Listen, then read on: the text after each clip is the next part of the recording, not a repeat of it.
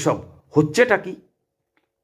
আমরা যদি আজকেও প্রশ্ন না তুলি, আমার গায়ে আঁচ না লাগে ফুরিয়ে যাবে মামলা মানসিকতায় যদি দিন কাটায়, তাহলে দিন শেষে সেই সাম্প্রদায়িকতা ও ধর্মান্ধতার ভয়ঙ্কর আগুনে আজ না হয় কাল পুড়ে মরবো আমরা সবাই।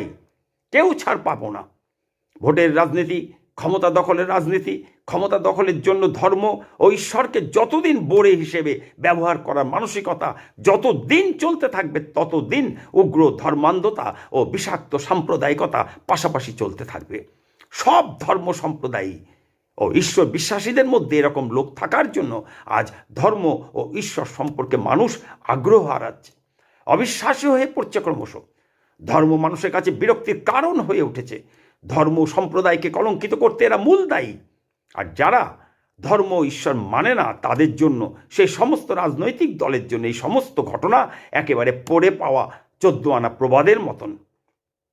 আবার ধর্ম ও সম্প্রদায়কে কলঙ্কিত করবার জন্য পারস্পরিক ঘৃণা, বিদ্বেষ, অবিশ্বাস জন্মাবার জন্য ও পরিশেষে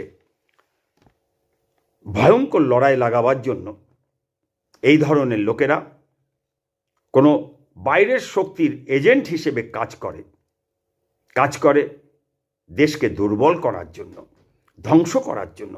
যা আমরা স্বাধীনতার সময় ব্রিটিশের ঘৃণ্য চক্রান্তে ভারত ভাগ করে সমস্যা সমাধানের নামে ভারত ভাগের ক্ষেত্রে দেখেছি, এবং তার ধারাবাহিকতা আজ 78 বছর ধরে ভারত ধ্বংসের চক্রান্তের মধ্যে দিয়ে দেখছি।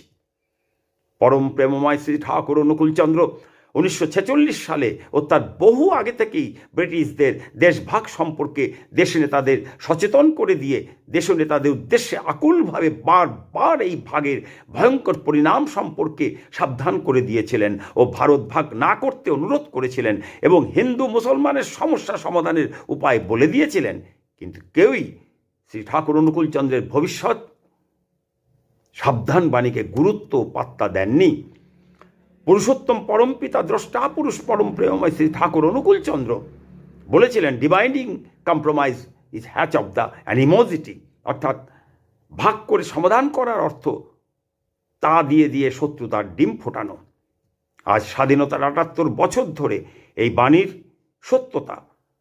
শত্রুতার ডিম ফুটে ফুটে দেশটাকে ক্ষতবিক্ষত করে তুলেছে ও ধ্বংসের দিকে এগিয়ে নিয়ে যাচ্ছে। আজ গোটা বিশ্ব দেখতে পাচ্ছে সেই শত্রুতা। আমরা কি দেখতে পাচ্ছি? একবারও কি প্রশ্ন করেছি নিজের বিবেকের কাছে এসব হচ্ছেটা কি? আজ যদি বৃহৎ শক্তিধর রাষ্ট্রনেতারা ভাবে ভারতের